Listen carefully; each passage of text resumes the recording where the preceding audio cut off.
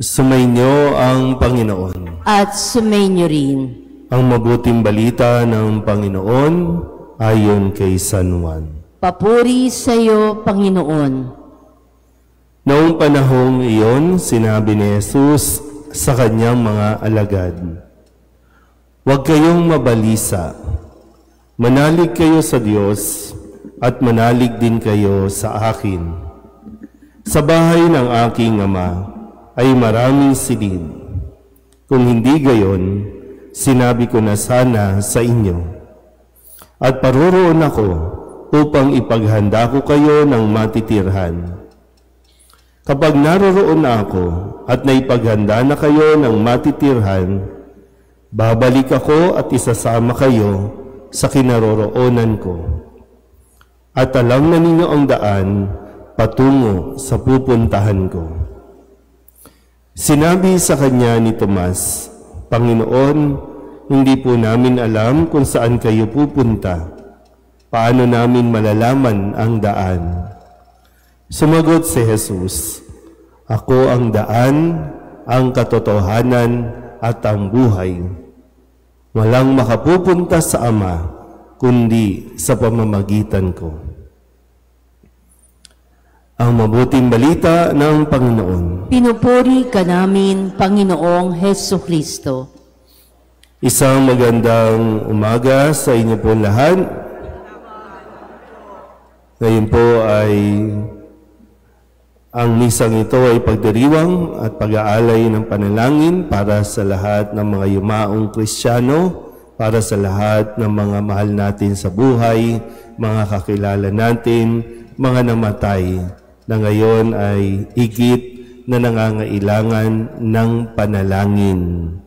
Sino po ba nakapunta na sa sementeryo o sa mga puntod ng inyo po mga kakilala at mga mahal sa buhay? Konti pa lang. So, huwag nyo nang hintayin sila ang dumalaw sa inyo, no? Mas mainam at sana po, no, huwag nating limitahan na isang araw lang natin sila dadalawin sa loob ng isang taon. At wag lang natin din lilimitahan na sa buwan lang ng Nobyembre natin aalalahanin at pamimisahan ang mga kaluluwa ng mga yumao nating mga mahal sa buhay. Dahil kung sigurado ka na ang mahal mo sa buhay nasa langit na, okay na yun. Kasi tapos na eh. Pero kung bahagi po ng ating pananampalataya, sila ay nasa purgatorio pa, kailangan nila ng dasal ng mga buhay. Kasi kahapon pinagdiwang natin ang kapistahan ng mga banal, yung mga nandoon na sa langit. Yung mga nasa langit, sila ang tutulong sa atin. Kaya nga meron tayong mga imahin, namimintuho tayo, lumalapit tayo sa kanila ng tulong. Hindi sa kanila, kundi sila ay maaaring tumulong sa atin para tayo ay maging mga banal din at makarating din sa langit. Yung mga nasa purgatorio, kailangan ng tulong natin. Naintindihan po? So, yung nasa langit, sila ang tutulong sa atin. Yung nasa purgatorio, tayo ang tutulong. Kaya nga, bago mangyari at matupad ang lahat ng ayon sa kautusan, lahat ng mga namatay, naghihintay sa katubusan ni Kristo. Nang si Kristo ay mamatay at muling mabuhay, doon nabuksan ang langit at doon labis ang kagalakan ng lahat ng mga naghihintay kay Kristo para sila po ay makapasok. Kaya nga sa unang pagbasa, di ba, sinasabi dito at sinasalaysay sa aklat ng Makabeo, no, na yung pagpapadasal, di ba, sabi nagpadala si Judas ng ano ba ginamit dito, no? Nagpadala siya ng kumbaga katumbas, no, ng pera para ipadala sa Jerusalem at ipagdasal ang mga yumao o yung mga namatay na. na siya rin natin pinagpapatuloy magpahanggang ngayon. Kaya mahalaga na isinusulat natin, nagpapamisa tayo para sa mga namatay. At yan po ay bahagi ng ating pananampalataya. Kapag ang isang tao naman namatay at nasa impyerno, wala na tayong magagawa doon. Kaya tayo ngayon na nandito, sana malinaw sa iyo, totoo ang kamatayan. At tingnan po natin mula sa salitang death. Sabihin niyo nga po, death.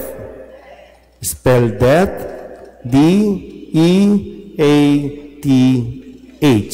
Death. Yung D ay, ano ang D, Brad? Doorway. Passage. Yung katotohanan, lahat tayo mamamatay. Nakita nyo na yan, di ba? Yung nasa columbarium, yun nandun sa mga sementeryo ninyo, namatay na yan. Kaya totoo yung kamatayan, at ito ay daan patungo sa kabilang buhay. Ito yung proseso natin. Naintindihan po ba? Isinilang tayo at mamamatay din tayo. At hindi dapat katakutan, kundi dahil ito nga ang magiging daan sa kabilang buhay. Kaya nga pag namamatay tayo o may namamatay sa atin, ang sinasabi nating salita ay sumakabilang buhay. So doon pa lang nagpapatuloy. Hindi yung pag namatay ka dito, maglalaho ka na lang. Hindi. Sasakabilang buhay ka lang. So ang kamatayan ay isang proseso para tayo makatawid, para tayo pumunta doon sa kabilang buhay. Yun nga lang, saang buhay tayo? Buhay patungo sa langit o buhay patungo sa walang hanggang pagdurusa? May impyerno, may langit. Doorway, ang kamatayan. Next letter, E. Ang E ay eternal life. So, ulitin ko po, walang hanggang buhay. Pagkatapos ng buhay natin dito, may walang hanggang buhay sa kabila. Nga lang, anong buhay? Walang hanggang kaligayahan o walang hanggang pagdurusa? Sa ayaw at sa gusto mo. Maniwala ka o hindi, nakasaad yan at nakasulat yan sa ating Biblia. Doon sa mga hindi Katoliko na laging ginagamit ang salita ng Diyos, ang Biblia, ay may nakasulat, ay walang nakasulat, basahin natin ulit. Walang anumang kapangyarihan sa mundong ito ang makapipigil sa kamatayan natin. Kahit pa sabihin mo, mayroon kang walang hanggang buhay dito sa mundong ito, lahat yan may katapusan. Kahit 1,000 taong ka pang mabuhay, matatapos at matatapos ka rin. Baka nga ikaw mismo ang maghangad na matapos ka na sa mundong ito. Next letter ay A. At ang A ay awakening. Yung pagkamulat. Sana, taon-taon bumabalik tayo, araw-araw o linggo-linggo, pinamimisahan natin yung mga namatay, kasi totoo naman talaga. Kaya nga pag pupunta ka sa puntod, maganda ilagay natin doon sa mga, di ba may mga nakasulat diyan, yung pangalan, tapos kung ano yung parang salita. Maganda pag mapaalalahanan tayo na pag nabasa natin, tinignan natin yung puntod na yan, di ba, na ako ngayon, ikaw naman bukas. Di ba? Yun yung mamulat ka dapat. Kasi pag hindi, na para bang, ay, hindi pa ako mamamatay, ay, hindi ako mamamatay, kaya kung ano-anong pinaggagawa natin sa buhay natin dito. Next letter. T. Ang T ay time. Sabihin niyo nga sa katabi ninyo, may oras ka rin. Di ba? Kahit gaano ang pera, kahit gaano kadami ang pera mo, hindi niyan mapapahaba ang iyong buhay. Kahit gaano kadami ang ari-arian mo, pag pumunta ka sa sementeryo, ganito lang, lupa ang kailangan mo. Sa columbarium nga, square lang ang kailangan mo. Garapon lang ang kailangan mo. Minsan nga, wala pa kasi may mga kung ano-ano tayong pinag-iisip, di ba, no? Isasaboy ang abo sa kabundukan, sa karagatan. Hindi po natin gawain yun, ha? Tigil-tigilan niyo yung mga napapanood ninyo sa pelikula na isasaboy. Bakit walang ipakain niyo ako sa buwaya para mas magkasilbi pa? Sayang naman, maaagnas din lang naman yung balat natin, di ba? May oras tayo. Hindi natin hawak yung oras. Tandaan natin yan, ha? Hindi natin hawak ang oras. Tanging ang Diyos ang may hawak sa buhay natin. Pero habang hinihintay yan, sabi nga sa ating ebanghelyo, huwag kang matakot, huwag kayong mabalisa. Hindi tayo nabubuhay at binuhay sa mundong ito para mamoblema ng mamoblema. Sayang ang oras. Minsan kapag namatay na yung tao, doon natin gustong humabol. Kapag namatay na ang tao, doon natin gustong ibigay ang lahat. Kung kailan namatay na, doon ka magpapakater. Nung buhay pa, pag nagbe-birthday, tipid na tipid ka. Ayaw mong ipag-birthday. Nung malakas-lakas pa, pwede pang kumain, ayaw mong pakainin. Kung ngayon diabetic na, ayaw mo pa rin. Diba?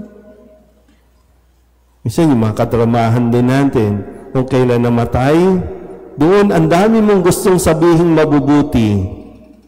Pero nung buhay pa, wala kang masabing mabuti. Inaaway mo pa nga. Sabihin nyo nga ulit sa katabi ninyo, may oras ka rin. Last letter ay H.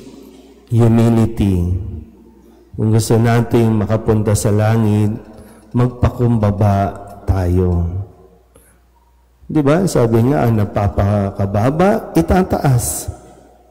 At yung napapakataas, ibababa. Kasama na dyan yung habang tayo nabubuhay, alam ko marami sa atin nasaktan, sinaktan ng mga taong minahal mo o pinagkatiwalaan mo. At doon may papakita ang tunay na kapakumbabaan, yung ngayon pa lang na tayo ay buhay, yung makapagpatawad na tayo, humility na yon sa part natin, na tayo na mismo ang gagawa din ng paraan, at tayo din mismo na kapag hiningi ng pagkakataon, handa mong ibigay dapat ang pagpapatawad para mas maging matiwasay, magaan ang iyong pakiramdam. Humility.